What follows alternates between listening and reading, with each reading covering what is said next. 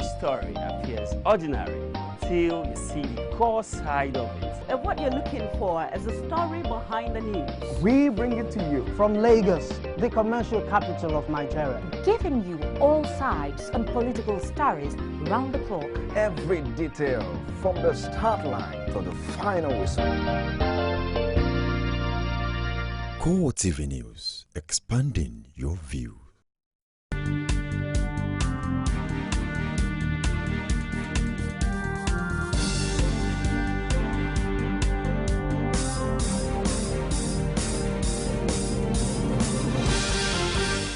Hello there, good evening, and thank you for joining us on CoreTV Primetime News. I am Frank Homalape. Our top stories tonight. President Muhammadu Buhari has dissolved the board of the Nigerian National Petroleum Corporation with immediate effect.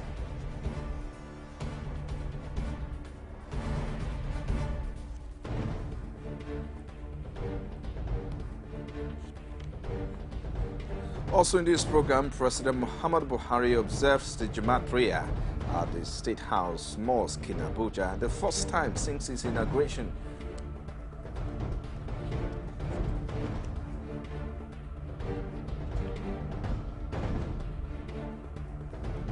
And Nigeria's anti-drug operatives highlight achievements in commemoration of the World Drugs Day.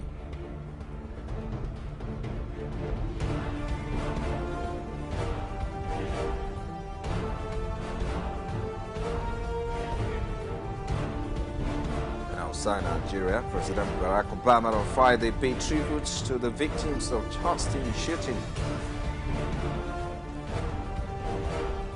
Thank you for joining us tonight. President Muhammadu Buhari has dissolved the board of the Nigerian National Petroleum Corporation.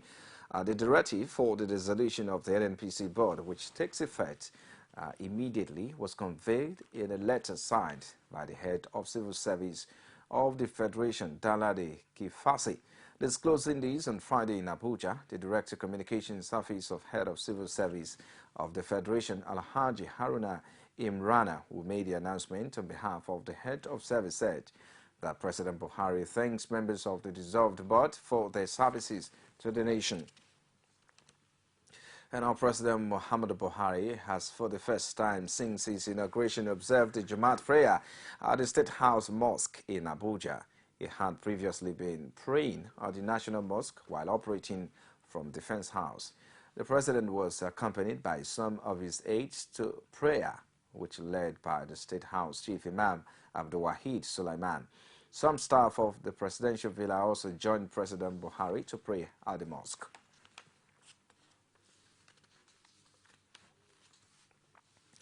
Meanwhile, the presidency has said President Muhammadu Buhari will henceforth mostly observe the Jamaat prayer at the presidential villa mosque. This, according to presidential spokesman Femi Adesina, is out of consideration for avoidable hardships imposed on members of the public by road closures and other security measures during presidential movements to the National Mosque. He, however, added that President Buhari will still occasionally join the larger Muslim community for Friday prayers at the National Mosque and other mosques in Abuja. And away from there, Nigeria's Vice President Yemi Osinbajo says over 10 million citizens of the country are living below the poverty line. Osinbajo made this disclosure at the 3rd annual Christopher Kolade lecture on business integrity in Lagos. A correspondent Abiola Oluwale's reports that Osinbajo also used the platform to restate the commitment of the current administration to eradicating corruption. Coming to office on an electioneering campaign anchored on the fight against corruption, the Buhari-Osinbajo administration has been rallying support from stakeholders in the realization of their vision for the country. Though the event was meant to deliver a lecture titled Beyond Compliance, the gathering is another platform for Vice President Osinbajo to intimate operators of the private sector on the ethical value of imbibing the culture of integrity in doing business. In his presentation, Osinbajo says poverty and corruption are the greatest threat to the corporate survival of the country. He therefore called for a concerted effort in the struggle to liberate over 10 million Nigerians, which according to him are living below the poverty line. But the question is, how do we respond to the ethical dilemma of poverty amidst mind-boggling wealth? How do we respond to the ethical dilemma of corruption, especially when it concerns our friends, ethnic or religious groups, when it concerns those members of the groups to which we belong? Why is it that wrongdoing is not so wrong when it is done by a member of my church or my tribesman? Osinbajo also restates the stance of government to nip corruption in the bud in partnership with the private sector. The challenges in our own society, especially the challenges of maintaining integrity, either individually or as a corporate organization, throw up sometimes even threats to everything that we have and everything that we own. And those challenges, how we resolve that, what we decide to do, to a large extent determines whether society or our corporate organizations will ultimately survive. Panelists at the lecture emphasized cultural and value reorientation as well as stringent adherence to ethical behavior as strategies that must be adopted if corruption must be wiped out. Abiola Oluwole, CoreTV News, Lagos. Deputy Senate President Ike Ekweremadu has denied comments ascribed to him in the social media and online publications. He was quoted to have said through Twitter handle that federal lawmakers were fighting in the interests of the average Nigerian.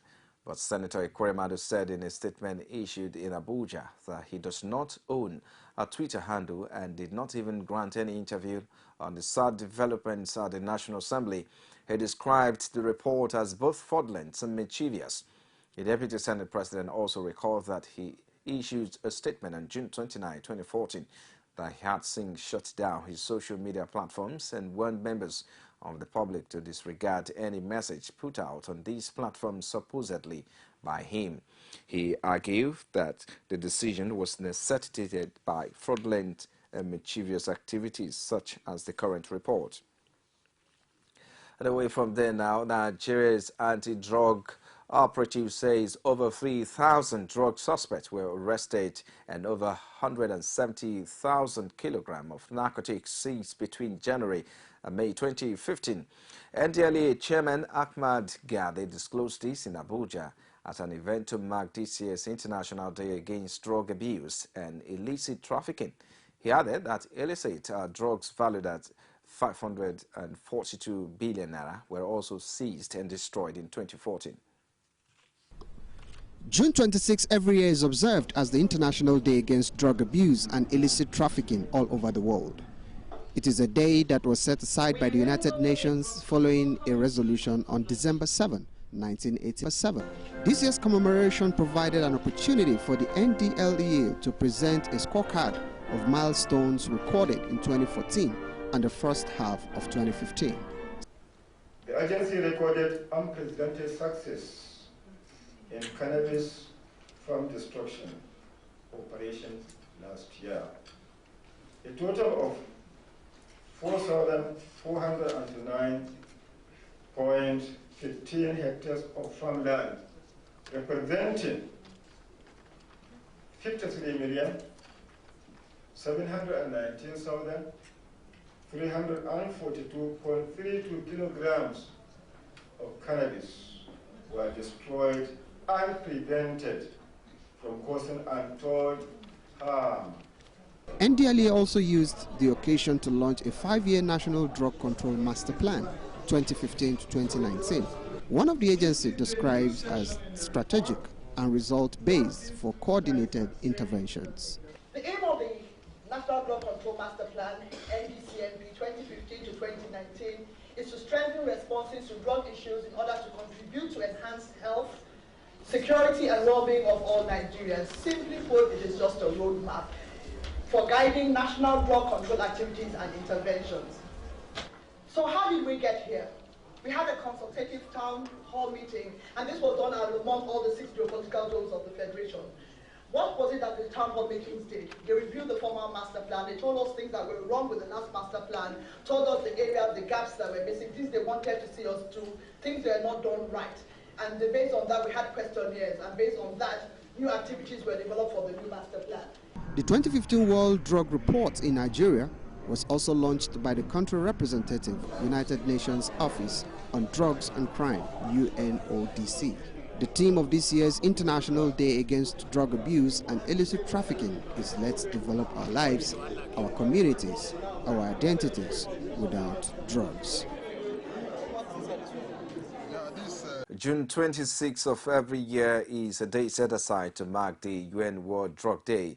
Marking the very day in Owerri, in Imo State capital, the Nigerian Drug Law Enforcement Agency, the Imo State Command has a roadwork in partnership with corps members.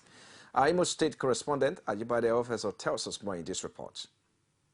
The road show, which kickstarted from Okigwe roundabout through the major streets of the city, saw the walk terminating at the command office with a call for a drug-free state.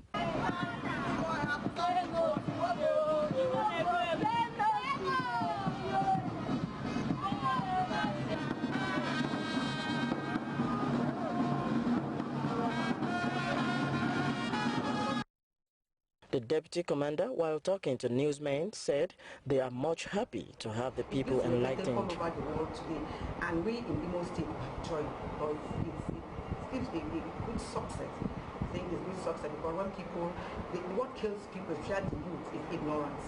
When they don't know the consequences of the drug, what drug goes into their body, like those who are schooling, you see that they'll be dropouts, prostitution, stealing, armed robbery, even these insurgents we are talking about, all involve drug. Perhaps the highlight of the day was the parade of two brothers caught with 5.5 kg substance suspected to be cannabis.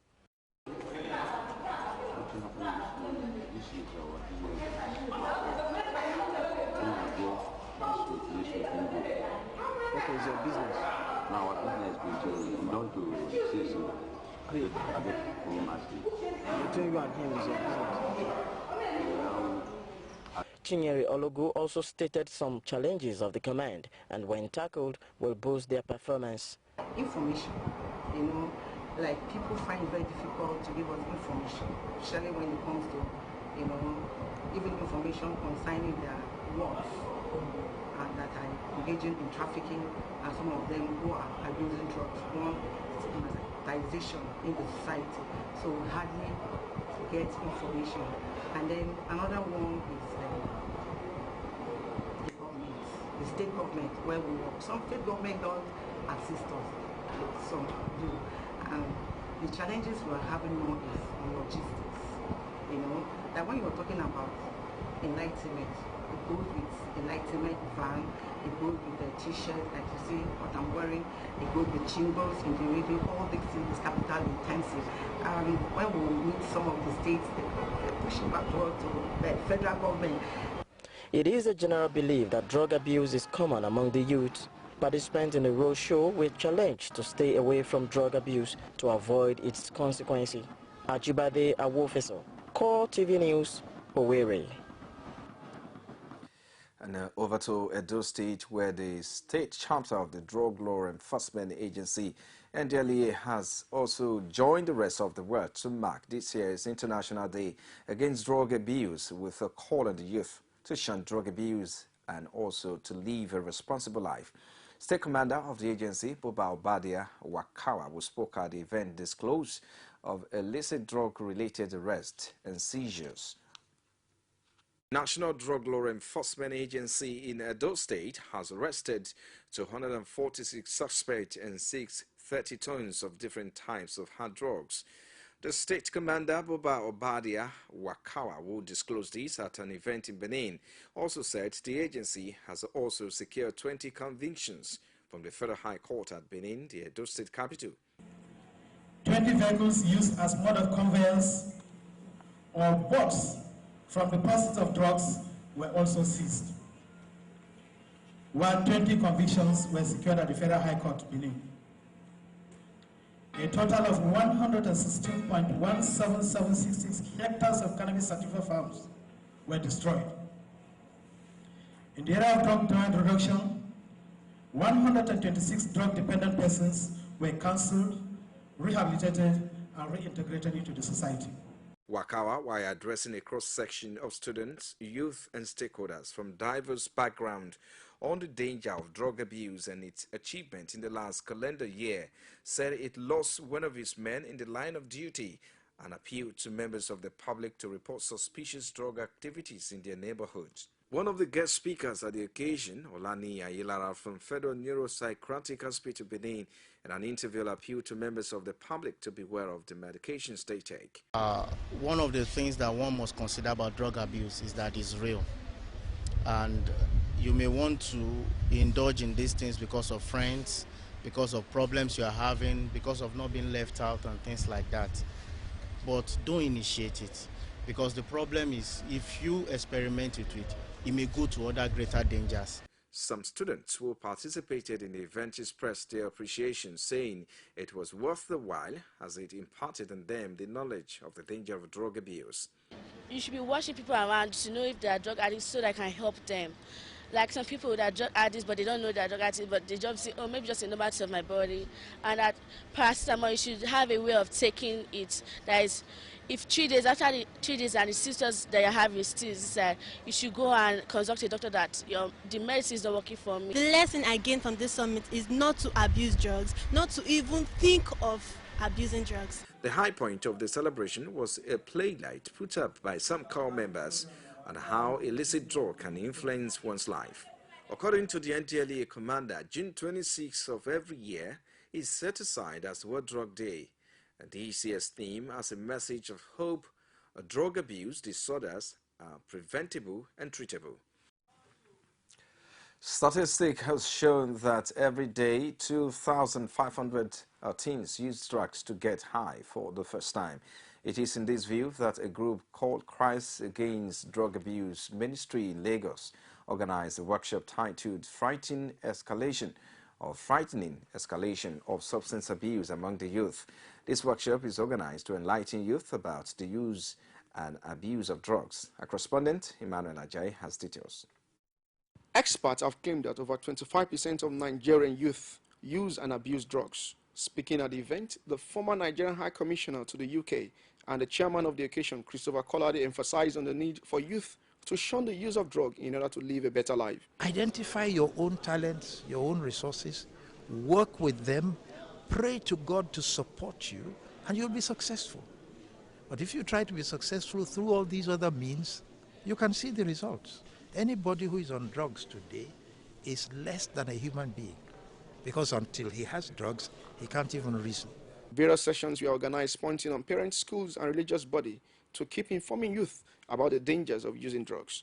The national coordinator of Christ Against Drug Abuse Ministry, Dokwadedeji, says the government should wake to the task of enforcing laws that will deter people from engaging themselves into drugs. The government should do much more. I like the view of NDLEA, but I think NDLEA is not given enough finances, empowerment to do what they should do. What NDA does is they get credit for its interdiction, and that is good. But you know what these foreigners are doing is they're doing it that supply does not come to their country. They don't care what happens in your country. The consequences are enormous, and I advise that you just keep off from drugs or say no to drugs. The peer group pressure and all the environmental factors that constitutes into pushing them to drugs. Participants and students also gave their comments. Parents have a great role to do, and that role is as simple as letting your child have a healthy identity. Every other thing will build up on that. One of the greatest factors is environmental factor. It's unfortunate that for a very long time people look at the user and we are not looking at his environment. People who grew up in dysfunctional family backgrounds are more likely to use drugs. This workshop is telling us about the increase in use of harmful substances like drugs and their negative effects on the youth of today. And I have some of my friends who are into lesbianism. So I was just telling them they should stop, because once they continue, they destroy themselves. They don't see any gain in it because it's going to affect them in the future time ahead of them.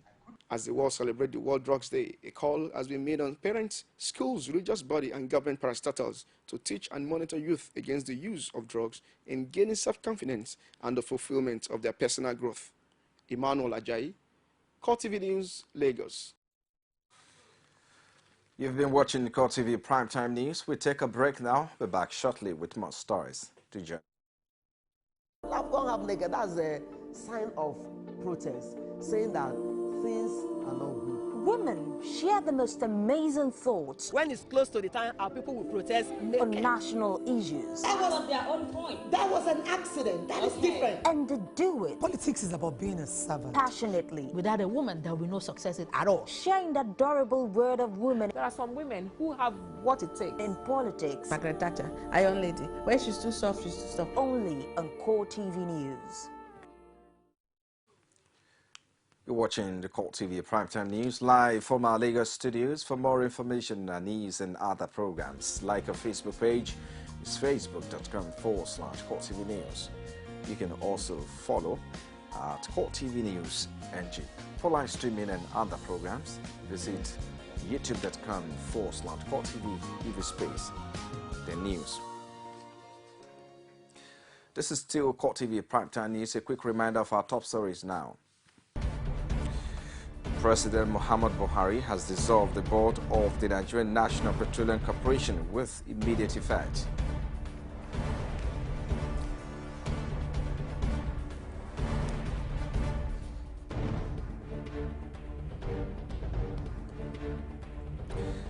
And also, President Muhammad Buhari observes the Jumat prayer at the State House Mosque in Abuja, the first time since his inauguration.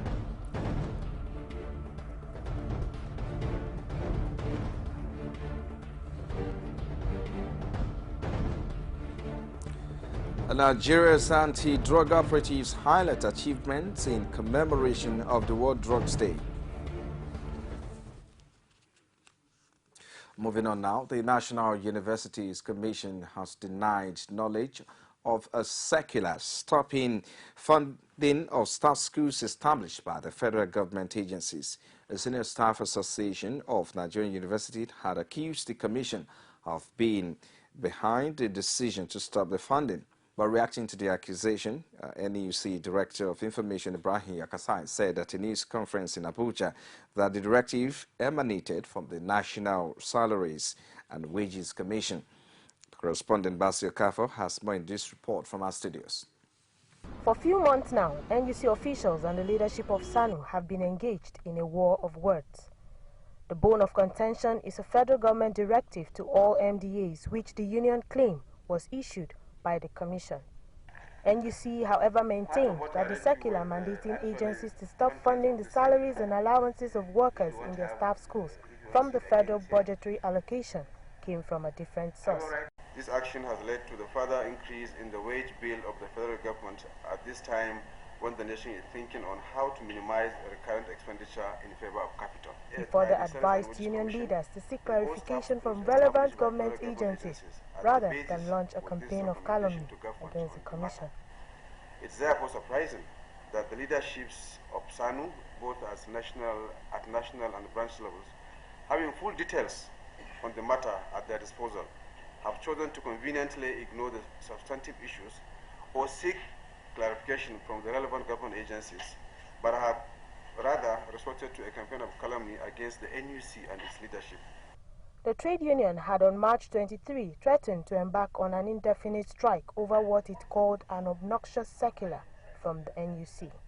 The union insists that the circular was meant to derail the 2009 agreement between federal government and SANU.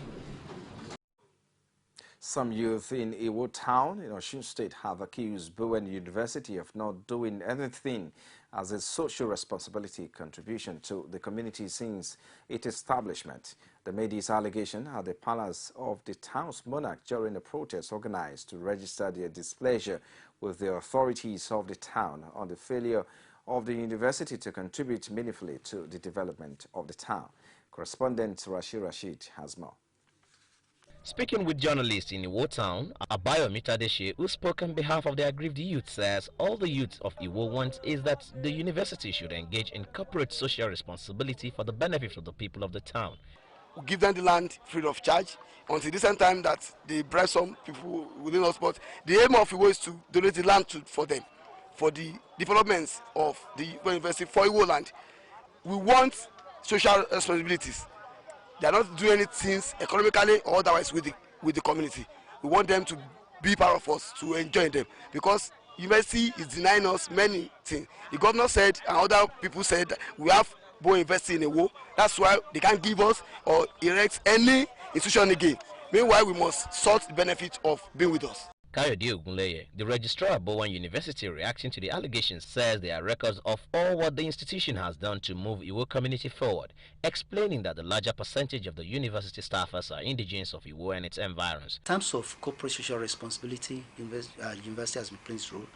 As I've told you, if you want to have a document, we can show you list of staff who are indigenous of Iwo, as I've said, and its environs. When we say Iwo, adjoining communities, villages and towns, they are there. University has always been participating in activities going on in Iwo and its environs. We have been involved. The scholarship issue is there.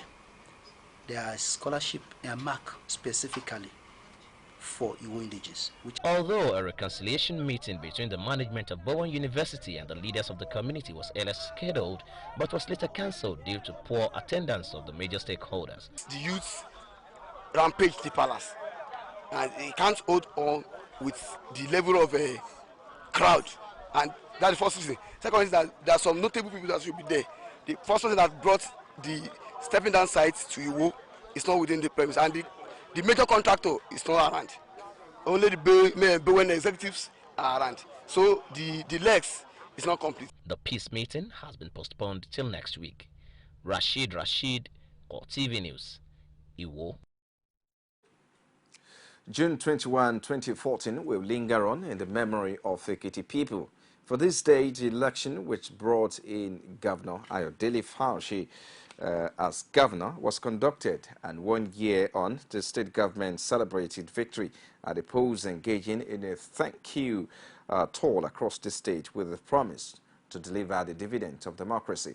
Here again is Rashid reports.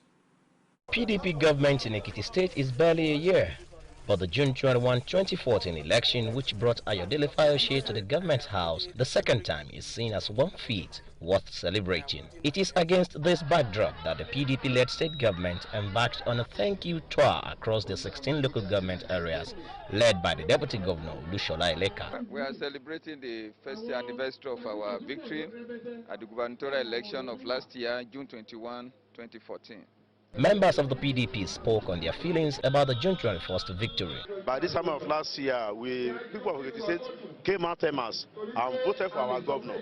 So that is what prompted us today to celebrate it, and it's worth celebrating. June 21st, when the people of Ekiti State were liberated from poverty, when they were liberated from bad governance, and when they were liberated from indebtedness. As the Ayodele Fauci government now inches towards 1 year in office, Ekiti residents no doubt expect more of the dividends of democracy. The deputy governor offers hope while assuring that more is still in the offing. State people are already enjoying the dividends of democracy, but this is just the beginning, because this government is just taking root now, and I want to assure the people of Ekiti State that a lot more are still coming our way. Rome was not built in a day. It is a gradual process. So people have to be patient.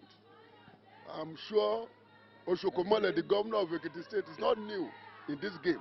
The people of Ekiti who made their choice at the June 21st, 2014 poll are saying it's time to count gains or losses now. For although another election may seem far away, the days are no doubt fast approaching. Rashid, CoreTV News. The immediate past governor of Lagos State, Babátúndé Fáṣọlá, says entrenchment of law and order is key to unlocking the prosperity of Nigeria. Fáṣọlá was spoke at a dinner organized in his honor by the 2015 annual Nigerian Bar Association Lagos branch. Says it will be difficult for any society to thrive in the absence of law and order. The ex-governor, however, called on legal practitioners to be in the vanguard of driving the process that will institutionalize law and order in the country. For any society to thrive is law and order. If we all commit to law and order, we will reap unimaginable positive dividends. The results will be tremendous. And no group of persons are better positioned to champion a return and a commitment to law and order than people who are trained in the administration of the law. Away from there now, the Sharia court in Kano State has sentenced 9 persons to death for blasphemy against Prophet Muhammad. An Islamic cleric, Abdul Niyas, Hajia Mairo Ibrahim, and 11 others were accused of making blasphemous statements against the Prophet on May 5th at a religious gathering in Kano. The accused persons first appeared in court on May 22, where thousands of angry youths who witnessed the proceedings at Regia Lemo burnt down the Sharia court. The trial was later adjourned to a secret location where 9 of the 13 accused persons were found guilty and sentenced to death. Court spokesman Baba Jibo Ibrahim justified the decision in a chat with newsmen. And to business now, all revenue-generating agencies in all the Federal Capital Territory administration have been directed to ensure that the accruable revenues are properly paid into designated banks. FCT Permanent Secretary John Chukwu gave this directive while commissioning the ICT Training Center of the Directorate of Road Traffic Services in Abuja.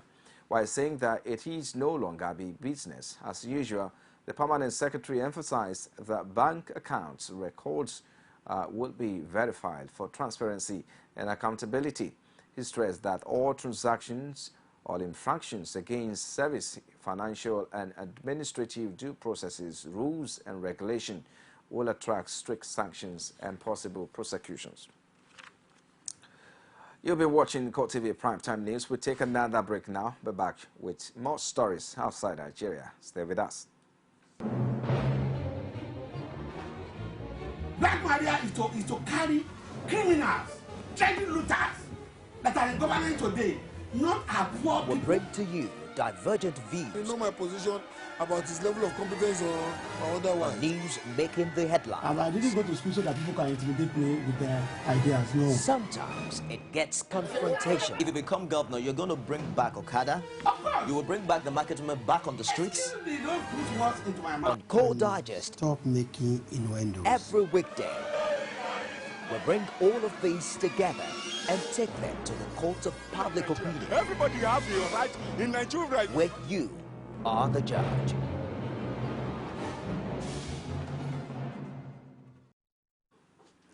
At outside Nigeria now, the Rwandan spy chief Karenzi Karake, arrested in the UK over alleged war crimes, had traveled to London to meet the head of M16. Sources have told BBC News Night as he was due to meet Alice Yenga on 18 June. General Karake appeared in court on Thursday wearing a green and yellow jumpsuit and has been held since Saturday at Belmarsh High Security Prison in East London, and his lawyers has made it clear they believe the charges against him are politically motivated. One of the things that became clear at the hearing is that Karake's lawyers will be relying on the fact that he should have had diplomatic immunity, as it was being quoted to be on unofficial business. And now President Barack Obama paid tributes Friday to 9 African Americans who lost their lives at a church Bible study last week, delivering the eulogy for the Reverend Clementa Pinckney. Obama praised the shooting victims, their families, and people across the region for standing up to hate. Obama received a huge ovation from the 5,000 or so congregations who gathered at a college basketball arena just around the corner from the Emmanuel Ahmed Church, site of the June 17 shooting. As First Lady Michelle Obama will also attend Friday's service, as will also Vice President Biden and his wife Jill. A baptism congressional delegation also made the journey to Charleston, led by House Speaker John Boehner and Orion Boehner, who flew with Obama aboard Air Force One. So lawmakers want to pay the respect to the families of the victims and express the condolences of the American people, as Democratic presidential candidate Hillary Clinton also attended, receiving cheers and a standing ovation from the crowd.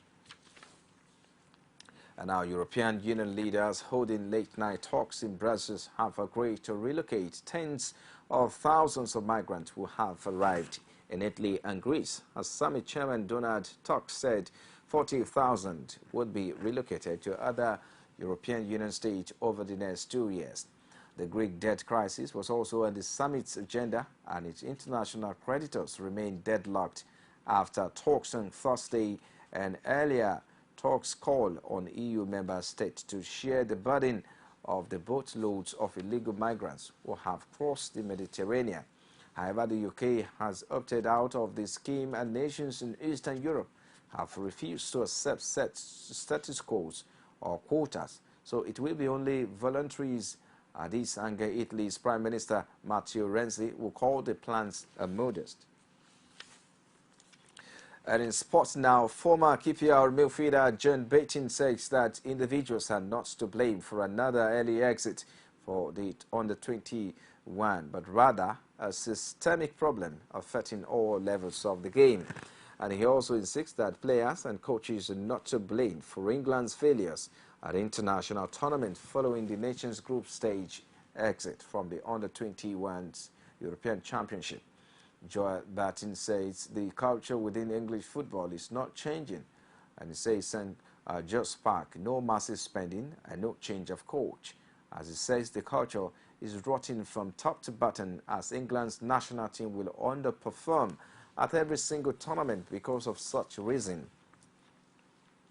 And still in sport, Britain Sunday Murray will play world number 58 Mikhail Kukushkin of Kazakhstan in the first round of Wimbledon, as the 2013 champion has been drawn in the opposite half to top seed Novak Djokovic, who takes on German Philipp, ranked 33, Murray, 28 seeded third, could face Rafael Nadal in the quarterfinals and Roger Federer in the semifinals, should he progress that far, as British women's #1 Heather Watson played 32nd seed Caroline Garcia.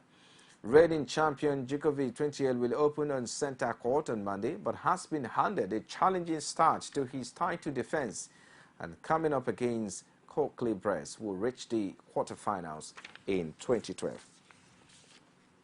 And that's it with sport and also CoreTV Primetime News. But just before we go tonight, a recap of our major headline.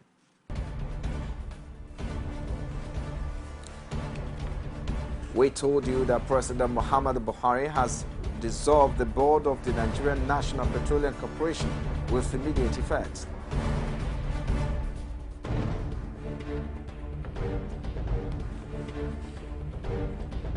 We also brought to you that President Muhammad Buhari observes the Jumat prayer at the State House Mosque in Abuja the first time since his inauguration.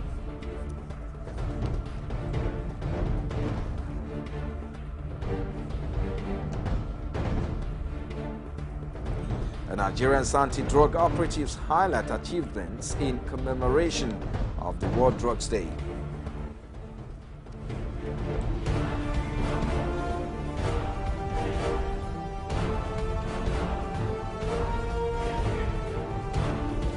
Finally, outside Nigeria, President Barack Obama on Friday paid tribute to the victims of Charleston shooting. Well, it does a wrap on CoreTV Primetime News tonight. On behalf of the entire news crew, I'm Franco Malape. Have a good night rest.